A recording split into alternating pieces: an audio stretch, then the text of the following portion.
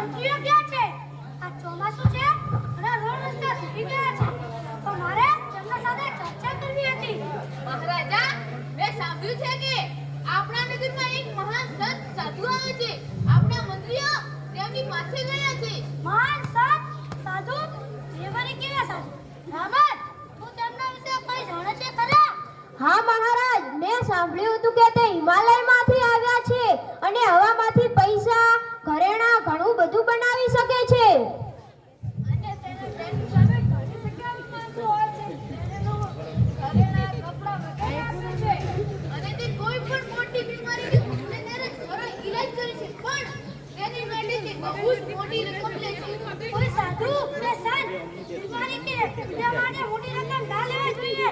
આ સાધુ કોઈ અલગ પ્રકારનો જ લાગે છે. તો આપ જઈ શકો છો. હું એકલો રામન સાથે વાતચીત કરી લઈશ. હા મહારાજા. તમે પણ જાઓ. જી મહારાજ. રામન, હા આપણે આ તે સાધુનું રહસ્ય જાણવું જ પડશે. હા, સાચી વાત છે તમારી. નકા કોઈ સાધુ કે સંત બીમારી કે પૂજા માટે મોટી રકમ ના લેવી જોઈએ. હા, ન જ લેવું જોઈએ ને. આપણે તે સાધુનું જરૂર રહસ્ય જાણવું જ પડશે. હા, સાચી વાત છે. હું હમણાં જ તે સાધુનું રહસ્ય જાણવા જાઉં. તો તું તે સાધુનું રહસ્ય જાણવા જા અને હું મારા મંત્રીને સંભાળું છું. હા મહારાજ.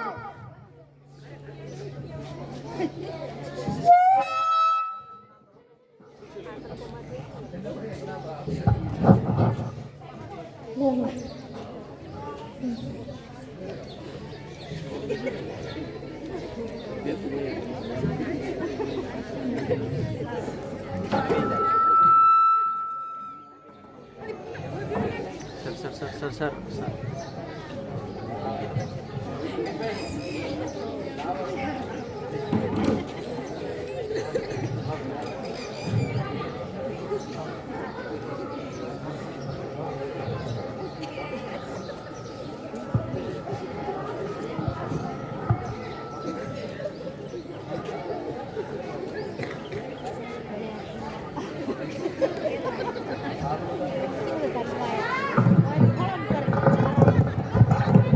हेलो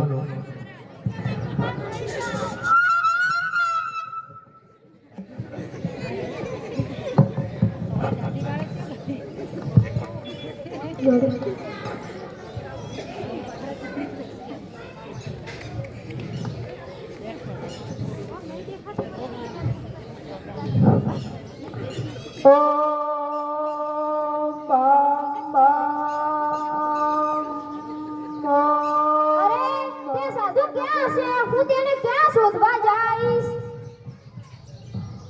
અરે, અહીંયા ભીડ લાગે છે. તે 100% અહીંયા જ હશે. અરે અહીં જુઓ, મહારાજા ધ્યાનમાં કેટલા મસ્ત છે. તે આંખો ખોલી રહ્યા છે. તથાસ્તુ. આલો દુકાનો ફેરો શિકારો અને વને સલામો હું કેવી રીતે ધનવાન બનીશ? બેટા, મારા પ્રિય બાળક, હું તારી બેનથી બહુ જ ખુશ છું. હવે તું ચિંતા ના કરીશ. હું તને ચોક્કસ ધનવાન બનાવીશ. એ માટે આપણે તારા ઘરે પૂજા કરવી પડશે. એ માટે તમે શું લેશો? ફક્ત બે સોનાના સિક્કા જ જોઈએ છે. તમને હમણાં જ આપું છું.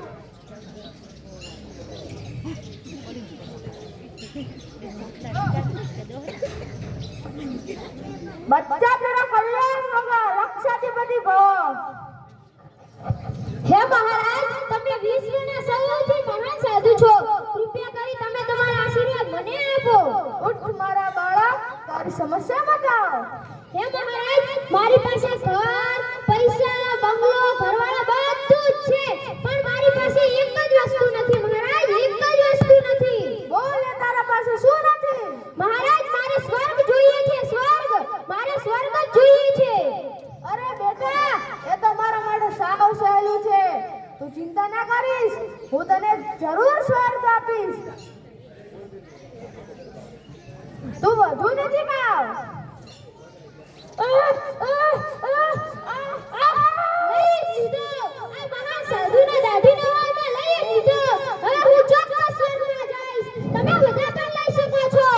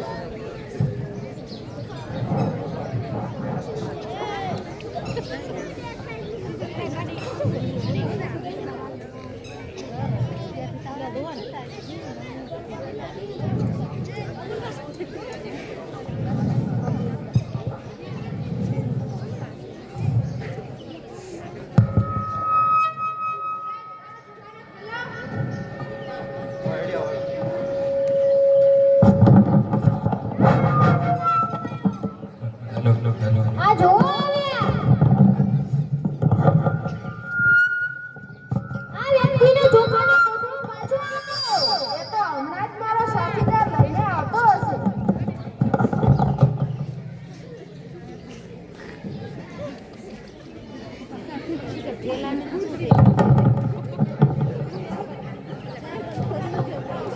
લઈ લે તમે તમારો જોખાનો કોથળો. મારા બે સોનાના સિક્કા એ પણ હમણાં જ આપશે. લો તમારા 2 સોનાના સિક્કા. તો શું આપણે આ સાધુ સંત પર વિશ્વાસ ન કરવો જોઈએ? હા કરવો જોઈએ ને.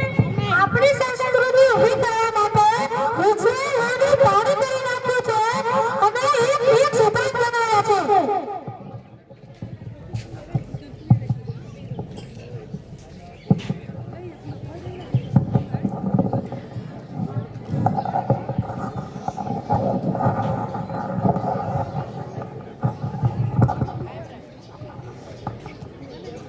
અને તેને પરંપરા રીતે સાચવ્યા છે.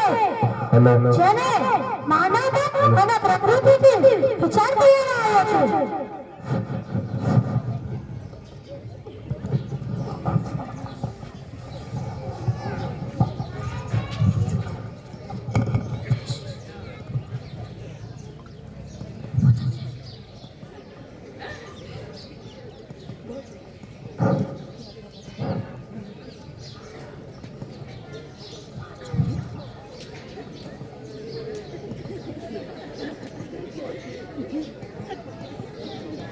આપણી સંસ્કૃતિ શીખવે છે કે કર્મ કરો સફળતા ચોક્કસ જ મળશે. આપણે કર્મ કરવો જોઈએ. ગીતામાં પણ કહ્યું છે કે કર્મને વાધિકાર અસ્તે મા ફલેષુ કદાચન. કર્મ કરવાનો તારો અધિકાર છે. હાથ મારતો જા, મદદ કરતો જા, તને સફળ ચોક્કસ જ મળશે. પણ ન રૂટી શાંતસ્ય સંખ્યા દેવાહ. જે પણ કાર્ય કરતો થાકતો નથી તેને દેવો ક્યારેય મદદ નથી કરતા.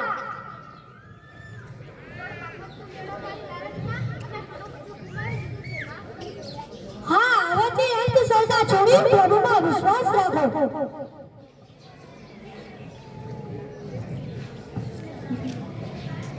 અમારી ભૂલ નથી. અમે શ્રદ્ધામાં સરળ હોતા હતા.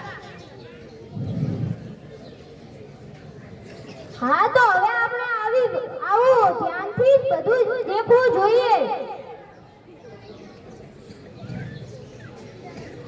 આજથી આપણે શપથ લઈએ છીએ કે આપણે સારા ભારત દેશવાસી બની અને દેશને આગળ લાવવા માટે કાર્ય કરીશું.